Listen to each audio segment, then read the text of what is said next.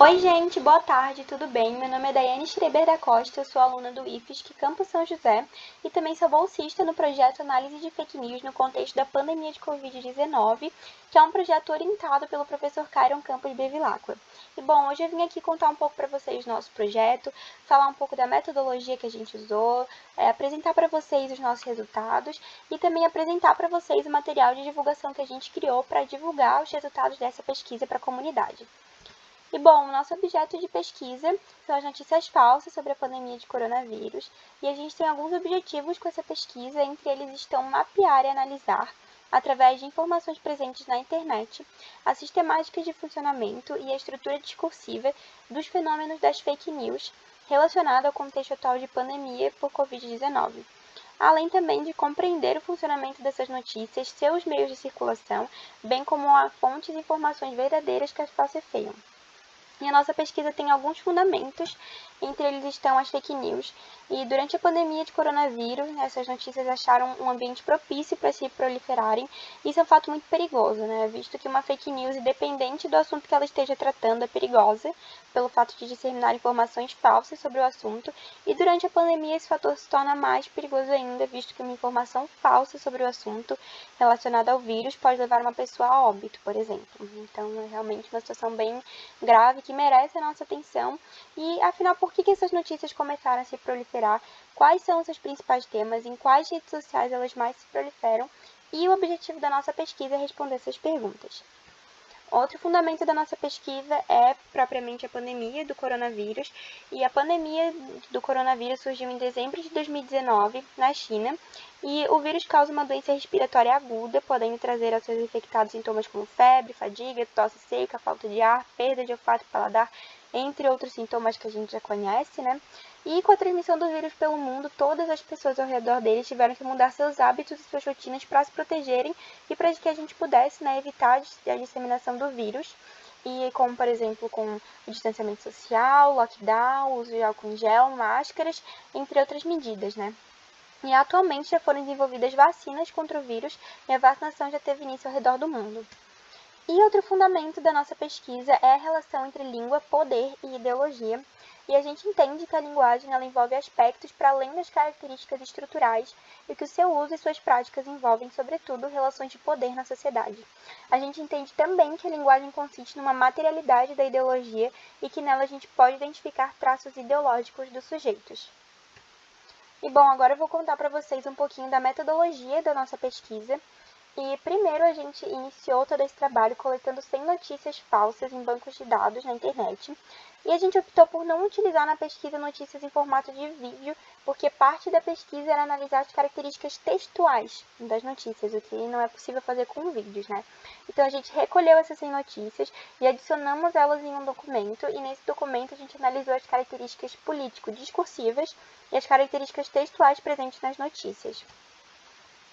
E bom, ao longo do processo de análise, a gente criou tópicos dentro dessas duas divisões, conforme a gente ia observando a presença de determinadas características nas notícias. E alguns tópicos criados durante a análise das características político-discursivas foram: referência positiva ou negativa a políticos ou partidos políticos, sendo eles específicos ou não, exaltação ou indicação de certos tratamentos ou prevenções contra o vírus, entre outros. E agora, falando das características textuais, alguns dos tópicos criados foram: erros ortográficos nas notícias, uso exagerado de caixa alta ou realces e uso de perguntas retóricas. E depois de uma longa e detalhada análise dessas notícias, a gente realizou a contagem dos tópicos, a criação de gráficos com esses dados, e então a gente fez uma análise quantitativa das notícias, que também foi uma parte bem importante.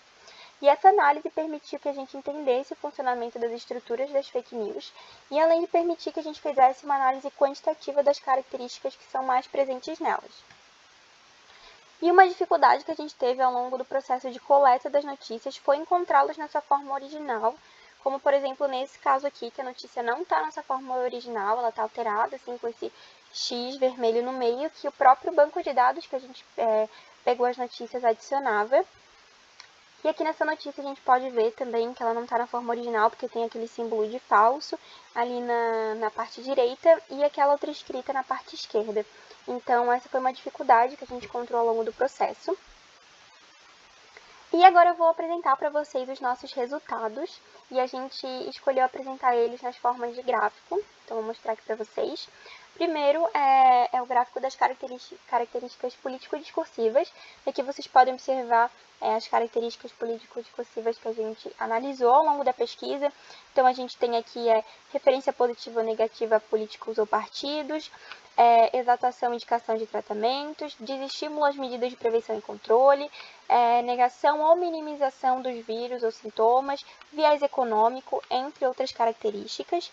E, bom, a característica político-discursiva mais presente nas notícias foi a de referência positiva ou negativa a políticos ou partidos, sendo eles específicos ou não, que teve 30% das notícias continham essa característica.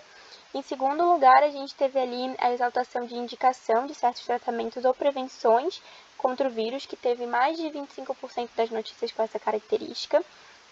E, enfim, a gente encontrou também outras características, como vocês podem observar no gráfico. Falando das características textuais, vocês podem observar aí todas as características que a gente analisou nas notícias. E a característica textual mais presente nas notícias foi o uso exagerado de caixa alta ou realce, que mais de 30% das notícias continham essa característica, então apareciam bastante notícias. E em segundo lugar ficam os erros de pontuação, com quase 30% das notícias contendo essa característica. Outra coisa que a gente analisou foi quais os temas que mais apareciam nas notícias. E, em primeiro lugar, a gente tem ali o tema sobre mortes, que passa de mais de 20% das notícias. E, em segundo lugar, sobre tratamentos contra o vírus, que fica ali na faixa dos 15% das notícias. Outra coisa que a gente analisou são os temas secundários presentes nas notícias. E o tema secundário que mais apareceu nas notícias foi o tema da China, com mais de 14% das notícias contendo essa característica. E, em segundo lugar, o uso de máscaras. E, por último, a gente analisou os meios de compartilhamento. Quais são os meios de compartilhamento mais presentes para disseminar as fake news. E, em primeiro lugar, ficou o Facebook, mas é muito importante a gente ressaltar aqui que o WhatsApp é uma rede social onde as mensagens não são públicas, então é mais difícil a gente ter acesso a fake news que circulam nessa rede social. Então é importante ressaltar isso. E, bom, agora eu vou apresentar para vocês o material de divulgação que a gente criou para a comunidade. Ele foi postado no Instagram do nosso campus, está lá disponível para quem quiser acessá-la também. E aqui a gente colocou para a população suspeitar ou encontrar erros ortográficos, exaltação de tratamentos, entre outras coisas que vocês podem observar aqui. Com material bem bacana, a gente criou ele para ser divulgado no Instagram. E, bom, concluindo, no final dessa pesquisa a gente conseguiu entender melhor o funcionamento das fake news relacionadas à pandemia do coronavírus e fazer a análise quantitativa que eu comentei que era o nosso objetivo, dos dados que a gente encontrou e produzir um material de divulgação dos resultados para a comunidade. Ou seja, a gente conseguiu atingir os nossos objetivos, a gente ficou bem feliz com isso. E outra coisa que a gente conseguiu concluir é que o Facebook é a principal plataforma de compartilhamento de fake news. E, como eu comentei anteriormente, é importante ressaltar que o WhatsApp é uma plataforma em que as mensagens não são públicas. Ou seja, é mais difícil a gente ter acesso às fake news divulgadas ali. E outra coisa que a gente conseguiu concluir é que foi possível visualizar que a totalidade, ou quase a totalidade, das notícias falsas privilegia uma orientação ideológica de minimizar a pandemia, de negar a sua existência ou mesmo de criar soluções milagrosas para a erradicação do problema. Ou seja, é um fato bem grave aí a gente minimizar uma pandemia. E, enfim, gente, foi isso. Muito obrigada pela atenção de vocês.